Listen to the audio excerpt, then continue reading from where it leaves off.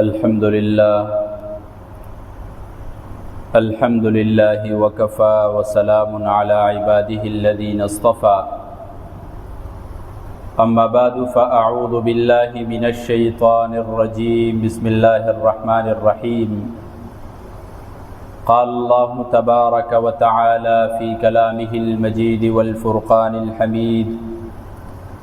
ما يلفظ من قول إلا لديه رقيب عتيد وعن عقبة بن عامر رضي الله عنه قال قلت من نجات قال أمسك عليك لسانك وليسعك بيتك وابك على خطيئتك رواه الإمام الهمام الترمذي في جامعه صدق الله وصدق رسوله النبي الأمي الهاشمي الكريم ونحن على ذلك لمن الشاهدين والشاكرين والحمد لله رب العالمين اللهم صل على محمد وعلى آل محمد كما صليت على إبراهيم وعلى آل إبراهيم إنك حميد مجيد اللهم بارك على محمد وعلى آل محمد كما باركت على إبراهيم وعلى آل إبراهيم إنك حميد مجيد محترم سامعین و سامعات، میں نے آپ حضرات کے سامنے قرآن مجید کی ایک آیت تلاوت فرمائی ہے۔ اسی طرح رسول اللہ صلی اللہ علیہ وسلم کے فرامین مبارکہ میں سے ایک فرمان مبارک آپ کے گوش گزار کیا ہے۔ اللہ رب العزت سے دعا ہے کہ اللہ رب العزت مجھے حق سچ کہنے کی توفیق عطا فرمائے، پھر ہم سب کو اس پر عمل کرنے کی توفیق عطا فرمائے۔ میرے بھائیوں، دوستوں، بزرگوں، معاشرے کے اندر جہاں اتنی برائیاں رونما ہیں، مختلف طریقوں سے ہم برائیوں کے اندر مبتلا ہوتے ہیں، طرح طرح کے گناہوں کے اندر ہم مبتلا ہوتے ہیں، اور ہم کوشش بھی کرتے ہیں بسا اوقات کہ ہم ان گناہوں سے اپنے آپ کو کیسے بچا لیں، ان برائیوں سے ہم اپنے آپ کو کیسے دور رکھیں، لیکن ہمیں کچھ سمجھ نہیں آ رہی ہوتی ہے، اس لیے کہ اس وقت دور ایسا چل رہا ہے، ہمارے حالات ایسے چل رہے ہیں کہ ہمیں اچھائی اور برائی میں تمیز کرنا ہمارے لیے ناممکن ہو گیا۔ گناہ اور نیکی کے اندر تمیز کرنا ناممکن ہو گیا ہمارے لیے۔ گناہ ہم اتنے دڑلے سے کر رہے ہیں، اور گناہوں کے دلدل میں ہم اتنے پھنس چکے ہیں کہ اب ہم اپنے لیے واپسی ناممکن سمجھ رہے ہیں۔ انہی ہی حالات کی کشیدگی کو دیکھتے ہوئے رسول اللہ صلی اللہ علیہ وسلم کے ایک صحابی ہیں حضرت عقبہ بن عامر رضی اللہ تعالی عنہ، وہ رسول اللہ صلی اللہ علیہ وسلم سے سوال کرتے ہیں، من نجات، اے اللہ کے نبی نجات کس چیز میں ہے؟ اب حضرت عقبہ بن عامر رضی اللہ تعالی عنہ نے یہ رسول اللہ صلی اللہ علیہ وسلم سے ایک سوال کیا۔ در حقیقت یہ سوال ہمارے من کے اندر بھی ہے، ہمارے من کے اندر بھی یہ سوال بار بار آتا ہے کہ میں گناہ میں مبتلا ہوں تو نجات کیسے ملے گی، میں چغل خوری میں مبتلا ہوں تو نجات کیسے ملے گی، میں برائی کے اندر مبتلا ہوں تو نجات کیسے ملے گی۔ ہر شخص کے دل کے اندر بھی یہ سوال گھومتا رہتا ہے۔ تو رسول اللہ صلی اللہ علیہ وسلم نے اس صحابی کو 3 باتیں ارشاد فرمائیں، بالفاظ دیگر 3 نصیحتیں کی، اور ایسی 3 نصیحتیں ہیں یہ کہ اگر ہم میں سے ہر شخص اس کو اپنا لے تو وہ دنیا و آخرت دونوں میں برائی سے بچ جائے گا کم از کم، اور جو شخص دنیا و آخرت میں دنیا میں برائی سے بچ گیا، آخرت میں پھر جنت اس کا مقدر بن جاتی ہے۔ رسول اللہ صلی اللہ علیہ وسلم اس صحابی سے مخاطب ہوتے ہیں اور فرماتے ہیں، کیا فرماتے ہیں رسول اللہ صلی اللہ علیہ وسلم؟ امسک علیک لسانک، اپنی زبان کو روک کر رکھو۔ یہ ویسے کہنے میں تو ایک چھوٹا سا جملہ ہے، کہنے میں تو 2 الفاظ ہیں یہ، لیکن جب بندہ اس کے پیچھے ایک مفہوم کو دیکھتا ہے، ایک گہرائی کو دیکھتا ہے، رسول اللہ صلی اللہ علیہ وسلم کے حوالے سے آتا ہے نا، رسول اللہ صلی اللہ علیہ وسلم کے جو الفاظ ہیں وہ جوامع الکلم ہوتے تھے، لفظ بہت مختصر ہوتا تھا لیکن اس کے معنی اور مفاہیم بہت طویل ہوتے تھے۔ تو کہنے میں تو یہ ایک جملہ ہے، امسک علیک لسانک، اپنی زبان کو روک کر رکھو، لیکن جب بندہ اس کے اندر غور و فکر کرتا ہے، پھر اپنے معاشرے میں ہم دیکھتے ہیں کہ زبان سے کیا کیا نہیں ہو رہا ہے، تو پھر بندے کو پتہ چلتا ہے کہ ہماری تقریباً 40% برائیاں، بلکہ 60% ہم کر لیتے ہیں، 60% جو برائیوں میں ہم مبتلا ہوتے ہیں وہ اس زبان کی وجہ سے ہوتے ہیں۔ اور یہ وہ زبان ہے کہ جو انسانی اعضاء میں سب سے اہم ترین چیز ہے۔ ترمذی کی روایت ہے، حضرت ابو سعید خدری رضی اللہ تعالیٰ عنہ فرماتے ہیں، ہر صبح انسان کے سارے اعضاء جو ہیں وہ زبان سے مخاطب ہوتے ہیں اور زبان سے التجا کرتے ہیں۔ کیا کہتے ہیں؟ اتق اللہ فینا، ہمارے بارے میں اللہ سے ڈرو، فإنما نحن بک، اس لیے کہ ہمارا معاملہ آپ کے ساتھ جڑا ہوا ہے۔ ان استقمت استقمنا، اگر تو درست رہی، تو استقامت کے ساتھ رہی تو ہمارا معاملہ بھی ٹھیک رہے گا، لیکن وَإِنْ اعوججت اعوججنا، اگر تو ٹیڑھی ہو گئی، تجھ سے کوئی برا کلمہ نکل گیا، تجھ سے کسی کی چغل خوری ہو گئی، تجھ سے کسی کو گالم گلوچ سرزد ہو گئی، تو تیری وجہ سے ہمیں بھی پھر بھگتنا پڑتا ہے۔ تو فرمایا فَإِنْ اعوججت اعوججنا، اگر تو ٹیڑھی ہو گئی تو ہم بھی تیرے ساتھ ٹیڑھے ہو جائیں۔ اس وجہ سے اتق اللہ فینا، ہمارے بارے میں اللہ سے ڈرو۔ علماء فرماتے ہیں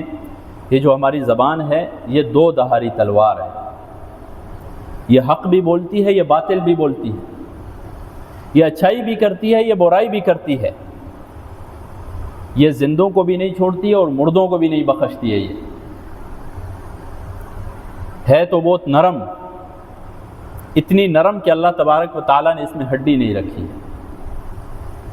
لیکن جب یہ بولنے پہ آتی ہے تو اتنی سخت ہو جاتی ہے کہ ہڈیوں کی سختی بھی اس کے سامنے مان پڑ جاتی ہے۔ 2 دھاری تلوار ہے، اور ہم دیکھیں اپنے معاشرے کے اندر کیسے اس نے تباہی مچائی ہوئی ہے، کیسے اس نے لوگوں کو توڑا ہوا ہے، لوگوں کو جدا کیا ہوا ہے۔ اللہ تبارک و تعالیٰ فرماتے ہیں ما یلفظ من قول الا لدیہ رقیب عتید، لیکن ہم میں سے ہر شخص کو یہ جاننا چاہیے کہ میں اپنی زبان سے کوئی لفظ نکال رہا ہوں، کسی شخص کو اچھی بات کر رہا ہوں یا بری بات کر رہا ہوں، اللہ تبارک و تعالیٰ کے ہاں سب کچھ نوٹ ہو رہا ہے۔ ما یلفظ من قول الا لدیہ رقیب عتید، کوئی لفظ زبان سے نہیں نکلتا ہے الا لدیہ رقیب عتید، نگران اور حاضر باش فرشتے جو ہیں نوٹ کر دیتے ہیں اس چیز کو، اچھا لفظ نکلا ہے یا برا لفظ نکلا۔ اس وجہ سے اس زبان کے بارے میں ہمیں بڑی احتیاط کرنی چاہیے، بڑا محتاط رہ کر ہمیں بات کرنی چاہیے۔ اسی آیت کے تحت مفسرین لکھتے ہیں، ایک واقعہ نقل کرتے ہیں حضرت امام احمد بن حنبل رحمہ اللہ کا۔ امام احمد بن حنبل رحمہ اللہ اپنی آخری وقت میں ہیں، موت کا وقت قریب ہے، اور حضرت طاووس رحمہ اللہ ایک بڑے محدث گزرے ہیں، وہ بھی ان کے پاس ہیں۔ حضرت طاووس رحمہ اللہ کیا فرماتے ہیں؟ یکتب الملک کل شیء حتی الانین، یعنی فرشتے زبان سے نکلے ہوئے ہر چیز کو لکھتے ہیں، حتی الانین، یہاں تک کہ انسان بیماری کے اندر جو کرہتا ہے، جو کرہنے کی آواز آتی ہے اسے بھی لکھتے ہیں۔ جب یہ بات امام احمد بن حنبل رحمہ اللہ نے سنی، اب مرض الموت کے اندر ہے، کراہ رہے ہیں بیماری کی وجہ سے، تو فوراً چپ ہو گئے۔ فلم یئن، کہاں نہ چھوڑ دیا، حتی مات رحمہ اللہ، یہاں تک کہ اللہ تبارک و تعالیٰ کو پیارے ہو گئے۔ اسلاف تو اتنی احتیاط کیا کرتے تھے اس زبان کے حوالے سے میرے بھائی، کہ کہیں اس زبان کی وجہ سے ہماری پکڑ نہ ہو جائے۔ اور ہم اپنے معاشرے میں دیکھتے ہیں اسی زبان کی وجہ سے کتنے بڑے بڑے فسادات، لڑائی جھگڑے اس زبان کی وجہ سے ہو رہے ہیں، چغل خوریاں ہم اس زبان کی وجہ سے کرتے ہیں، رشتہ داروں میں دوریاں اس زبان کی وجہ سے ہو رہی ہے، والدین کی نافرمانی اس زبان کی وجہ سے ہو رہی ہے، حقوق اللہ کی پامالی اس زبان کی وجہ سے ہو رہی ہے، اور بندوں کو طرح طرح کی تکلیفیں جو ہیں اسی زبان کی وجہ سے دی جا رہی ہیں۔ رسول اللہ صلی اللہ علیہ وسلم فرماتے ہیں المسلم من سلم المسلمون من لسانہ، حقیقی مسلمان تو ہے ہی وہی من سلم المسلمون من لسانہ و یدہ، کہ دوسرے مسلمان اس کی زبان اور اس کے ہاتھ سے محفوظ رہتے ہیں، اس کی تکلیفوں سے محفوظ رہتے ہیں۔ حقیقی مسلمان تو وہی ہے۔ علماء لکھتے ہیں اس حدیث کے تحت کہ اس حدیث کے اندر رسول اللہ صلی اللہ علیہ وسلم نے زبان کا تذکرہ پہلے کیا ہے اور ہاتھ کا تذکرہ بعد میں کیا ہے۔ اس میں کیا حکمت ہے؟ فرماتے ہیں زبان کا تذکرہ پہلے اس لیے کیا ہے کہ کسی کو تکلیف پہنچانے میں زبان جلدی کرتی ہے۔ جب کہیں دو بھائیوں میں جھگڑا ہوتا ہے تو پہلے تلخ کلامی ہوتی ہے، پہلا وار زبان کرتی ہے، دوسرا وار پھر ہاتھ کرتا ہے، تو ہمیشہ سبقت لے جاتی ہے زبان برائی کے اندر۔ اس وجہ سے حدیث کے اندر بھی جو ہے زبان کی تکلیف کو ہاتھ کی تکلیف کے اوپر مقدم رکھا ہے میرے بھائی۔ تو ہمیں جو ہے اپنی زبان کو کنٹرول میں رکھنا چاہیے، اور اس کی تباہ کاریاں اتنی ہیں۔ حضرت معاذ بن جبل رضی اللہ تعالیٰ عنہ ایک دفعہ رسول اللہ صلی اللہ علیہ وسلم سے سوال کرتے ہیں، یا رسول اللہ اخبرنی بعمل یدخلنی الجنہ، مجھے ایسا کوئی کام بتاؤ کہ جس کی وجہ سے میں جنت میں داخل ہو جاؤں، وہ عمل مجھے جنت میں داخل کر دے، ویباعدنی من النار، اور مجھے آگ سے دور کر دے۔ تو رسول اللہ صلی اللہ علیہ وسلم نے فرمایا لقد سألتنی عن امر عظیم، آپ نے ایک بہت بڑے کام کے حوالے سے مجھ سے سوال کیا ہے، یہ بہت بڑی چیز کے حوالے سے آپ نے مجھ سے سوال کیا ہے۔ پھر رسول اللہ صلی اللہ علیہ وسلم نے عبادات کا تذکرہ کیا، نماز کا تذکرہ کیا، زکوٰۃ کا تذکرہ کیا، حج بیت اللہ کا تذکرہ کیا۔ پھر رسول اللہ صلی اللہ علیہ وسلم حضرت معاذ بن جبل رضی اللہ تعالی عنہ سے مخاطب ہوئے اور فرمانے لگے الا اخبرک بملاک ذلک کلہ، کیا میں آپ کو ایسی چیز نہ بتاؤں کہ جس پر ان ساری عبادات کا دار و مدار ہے، کہ ساری عبادات اس پر موقوف ہوتی ہیں۔ تو حضرت معاذ بن جبل رضی اللہ تعالیٰ عنہ فرماتے ہیں رسول اللہ صلی اللہ علیہ وسلم نے اپنی زبان مبارک کو ہاتھ انگلیوں سے پکڑا اور فرمایا کف ھذا، اس کو روک لو، جب یہ رکے گی تو آپ کی نماز بھی درست، آپ کی عبادات بھی درست، آپ کے ذکر و اذکار بھی درست۔ کس طرح درست ہوں گے؟ نماز پڑھتا ہے اللہ تبارک و تعالیٰ درجات عطا کرتا ہے، ذکر و اذکار کرتا ہے اللہ تبارک و تعالیٰ درجات عطا کرتے ہیں، لیکن جب اس زبان کے ذریعے برائی کرتا ہے اللہ تبارک و تعالیٰ درجات میں کمی کر دیتے ہیں، گناہ سرزد ہوتے رہتے ہیں، وہ گناہ جو ہیں وہ نیکیوں کو کھا رہے ہوتے ہیں۔ تو ایک طرف سے تو ہم عبادات کر رہے ہیں، وہ عبادات کرنا آسان ہے، لیکن ان کے ثواب کو بچا کر رکھنا بہت مشکل ہے میرے بھائی۔ اور اس کا ایک طریقہ رسول اللہ صلی اللہ علیہ وسلم نے فرمایا، وہ کیا ہے؟ کف علیک ھذا، اس زبان کو جو ہے اپنے اوپر روک لو۔ تو حضرت معاذ بن جبل رضی اللہ تعالیٰ عنہ فرماتے ہیں فَقُلْتُ وَإِنَّا لَمُوَاخِذُونَ بِالتَّكَلُّمِ، پھر تو ہم بات کرنے کی وجہ سے اللہ تبارک و تعالیٰ ہمارا مواخذہ کریں گے۔ تو رسول اللہ صلی اللہ علیہ وسلم نے فرمایا ثقلتک امک یا معاذ، آپ کی ماں آپ کو گم کر دے۔ وَهَلْ يَكُبُّ النَّاسُ فِي النَّارِ عَلَى وُجُوهِهِمْ إِلَّا حَصَائِدَ أَلْسِنَتِهِمْ، لوگ جو ہے جہنم میں اپنے منہ کے بل جو ہے اسی زبان کی وجہ سے تو ہوں گے کہ اسی زبان کی تباہیوں کی وجہ سے وہ جہنم میں اوندے پڑے ہوئے ہوں گے۔ اتنی تباہ کاریاں ہیں اس زبان کی میرے بھائی، اتنے فسادات ہیں اس زبان کے۔ جو شخص اس زبان کو روک کر رکھ لیتا ہے گویا کہ وہ بہت بڑے خیر کثیر کو سمیٹ لیتا ہے اور بہت بڑے خیر کثیر کی حفاظت بھی کر لیتا ہے۔ رسول اللہ صلی اللہ علیہ وسلم کی عادت مبارکہ آپ دیکھیں، جبکہ رسول اللہ صلی اللہ علیہ وسلم رحمت للعالمین ہیں، تمام جہانوں کے لیے نبی بنا کر بھیجا ہے۔ رسول اللہ صلی اللہ علیہ وسلم نے امت کو اچھے کاموں کی تلقین کرنی ہے، برے کاموں سے روکنا ہے۔ تو ہونا تو یہ چاہیے تھا کہ رسول اللہ صلی اللہ علیہ وسلم زیادہ بولتے، اور رسول اللہ صلی اللہ علیہ وسلم کے حوالے سے تو یہ خدشہ بھی نہیں ہے کہ اپنی زبان سے کوئی برا لفظ نکالیں گے، کوئی برائی کا کام کریں گے۔ لیکن اس سب کے باوجود صحابہ فرماتے ہیں کان رسول اللہ صلی اللہ علیہ وسلم طویل الصمت، رسول اللہ صلی اللہ علیہ وسلم ایک دیر پا خاموشی والے تھے، کافی دیر تک خاموش بیٹھے رہتے تھے کہ ہم اس انتظار میں ہوتے تھے کہ رسول اللہ صلی اللہ علیہ وسلم اپنی زبان مبارک سے کچھ الفاظ نکالیں، ہمیں کچھ بتائیں۔ وَلَا يَتَكَلَّمُ إِلَّا فِي مَا يَرْجُو ثَوَابَهُ، اور وہ کوئی بات نہیں کرتے تھے مگر وہی بات جس کے بدلے میں ثواب ملتا۔ تو ہمیں رسول اللہ صلی اللہ علیہ وسلم کی یہ عادت مبارک اپنانی چاہیے میرے بھائی، اور اپنی زبان کو اپنے کنٹرول میں، اپنے قابو میں رکھنا چاہیے، وگرنہ اس زبان کی وجہ سے آج کل جو سب سے ہم سمجھنے ایک پھیلا ہوا گناہ ہے جسے ہم گناہ ہی نہیں سمجھتے ہیں، وہ ہے غیبت۔ مذہبی مجلس میں بیٹھو وہاں غیبت، بازار میں جاؤ وہاں غیبت، چوک چوراہے پر کھڑے ہو جاؤ وہاں غیبت، گھر کے اندر جاؤ وہاں غیبت، مردوں کی محفل ہو وہاں غیبت، عورتوں کی محفل ہے وہاں غیبت، حتیٰ کہ بوڑھوں کی محفل ہے وہاں غیبت چل رہی ہے۔ حضرت داؤد الطائی کے حوالے سے آتا ہے، بہت بڑے تابعی اور ایک نیک شخص گزرے ہیں۔ ایک دفعہ راستے سے گزر رہے تھے تو اچانک بے ہوش ہو گئے، لوگوں نے اٹھایا، جب ہوش میں آئے تو پوچھا ان سے کہ کیوں بے ہوش ہو گئے آپ؟ تو فرمانے لگے ذکرت انی اغتبت رجلا فی ھذا الموضع، مجھے یاد آیا کہ اس جگہ پر میں نے کسی شخص کی غیبت کی تھی، اور پھر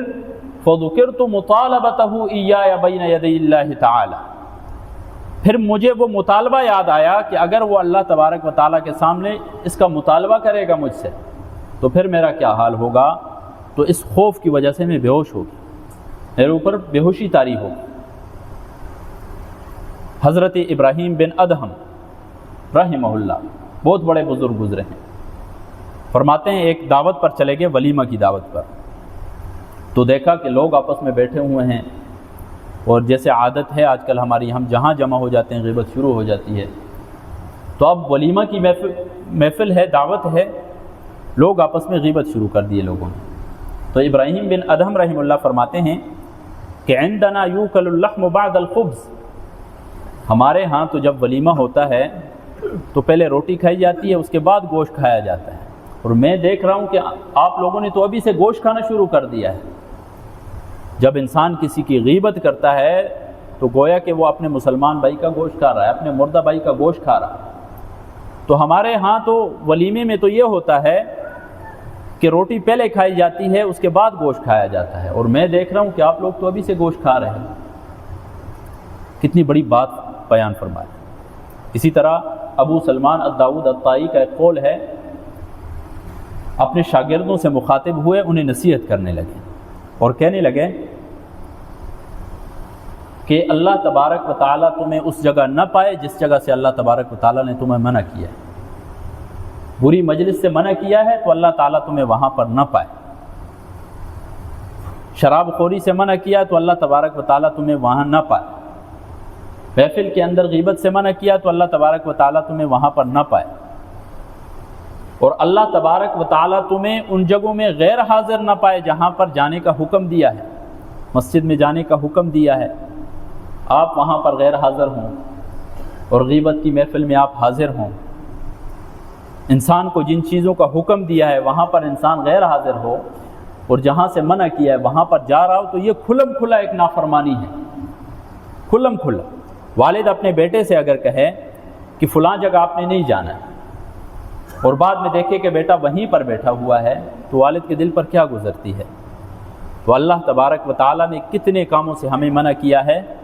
ہم وہاں پر جا رہے ہیں، ہماری مکمل ان مجلسوں میں حاضری لگتی رہتی ہے، اور جہاں کا حکم دیا ہے وہ جگہ ویران پڑی ہوئی ہیں، ان جگہوں کا کوئی پرسان حال ہی نہیں ہے میرے۔ تو رسول اللہ صلی اللہ علیہ وسلم نے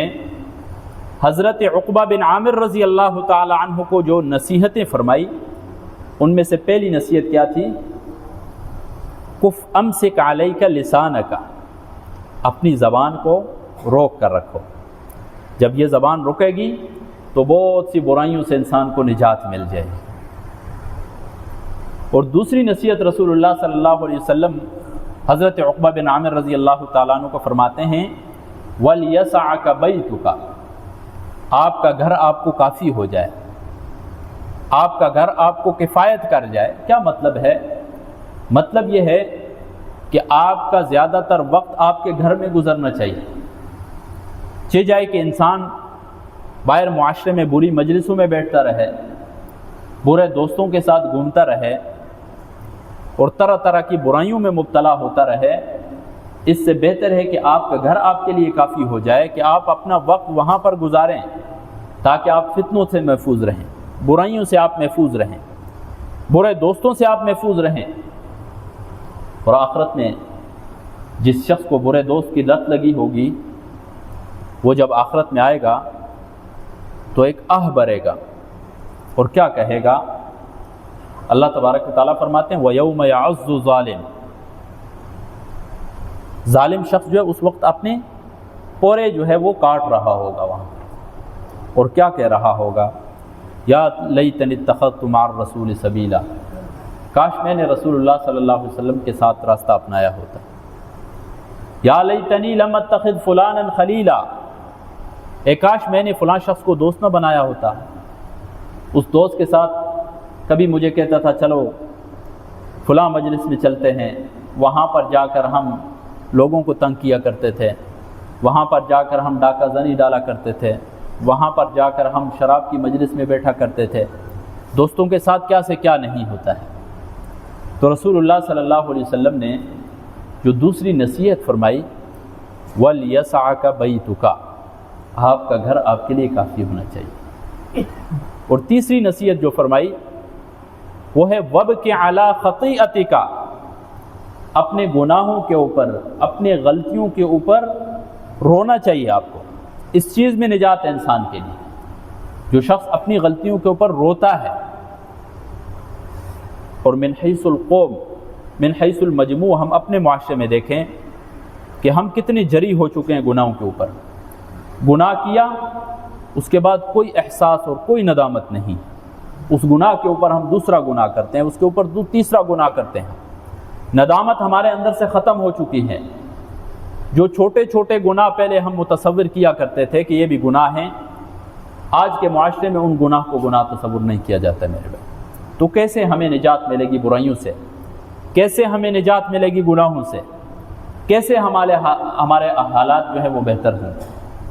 وَبْكِ عَلَىٰ خَطِيئَتِكَ، انسان سے گناہ ہو گیا، بحیثیت انسان گناہ ہوتا ہے، اس کے بعد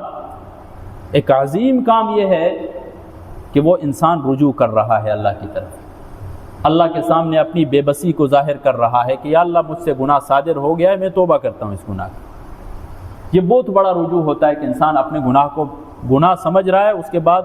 اللہ تبارک و تعالیٰ کے سامنے رجوع بھی پیش کر رہا ہے۔ علامہ آلوسی رحمہ اللہ تفسیر روح المعانی میں لکھتے ہیں، ایک حدیث نقل کی ہے انہوں نے تفسیر روح المعانی کے اندر، لَأَنِينُ الْمُذْنِبِينَ أَحَبُّ إِلَيَّ مِنْ زَجَلِ الْمُسَبِّحِينَ، گناہگاروں کی آہ و بکا، جو شخص گناہ سرزد ہو گئے پھر اللہ تبارک و تعالیٰ کے سامنے گڑ گڑاتا ہے، روتا ہے، اپنی بے بسی کا اظہار کرتا ہے، تو اللہ تبارک و تعالیٰ کے ہاں گناہگار کی یہ بے بسی اور یہ آہ و بکا کی آواز جو ہے، یہ تسبیح خاں جو ہوتے ہیں ان کی آوازوں سے محبوب ترین۔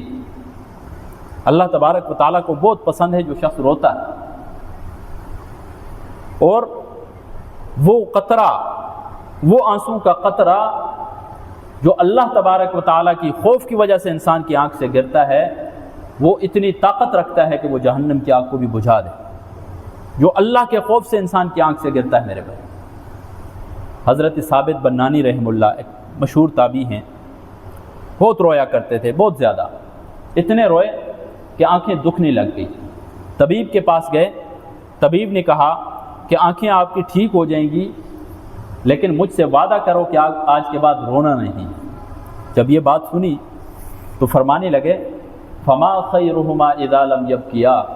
پھر ان آنکھوں میں کیا خیر ہے کہ جب یہ روئیں ہیں نا۔ آنکھوں کی ایک بہت بڑی خوبی یہ ہے کہ وہ اللہ تبارک و تعالیٰ کے سامنے وقتاً فوقتاً روتی رہتی ہیں، ان سے آنسو چھلکتے رہتے ہیں۔ لیکن جو آنکھ رونا ہی چھوڑ دے بالکل، تو گویا کہ اس آنکھ نے شرم و حیا ہی چھوڑ دی ہے۔ اس وجہ سے بحیثیت انسان ہم سے گناہ سرزد ہوئے ہیں، اللہ تبارک و تعالیٰ کے سامنے گڑگڑانا چاہیے، رونا چاہیے، اور اسی کے اندر نجات ہے۔ رسول اللہ صلی اللہ علیہ وسلم نے حضرت عقبہ بن عامر رضی اللہ تعالی عنہ کو جو نجات کے حوالے سے 3 نصیحتیں کی ہیں کہ اپنی زبان کو روکے رکھو، اس میں نجات ہے۔ اپنے آپ کو بری مجلسوں سے، بری محفلوں سے، برے دوستوں سے روک لو، اس میں نجات ہے۔ اور اپنے گناہوں کے اوپر آہ و بکا کرو، اس میں نجات ہے۔ ہم اپنی زندگیوں میں بھی اگر ان 3 نصیحتوں کے اوپر عمل کریں گے تو انشاءاللہ العزیز دنیا و آخرت دونوں میں نجات ہمارا بھی مقدر بنے گی۔ کوشش کرتے ہیں یا نہیں کرتے میرے بھائی؟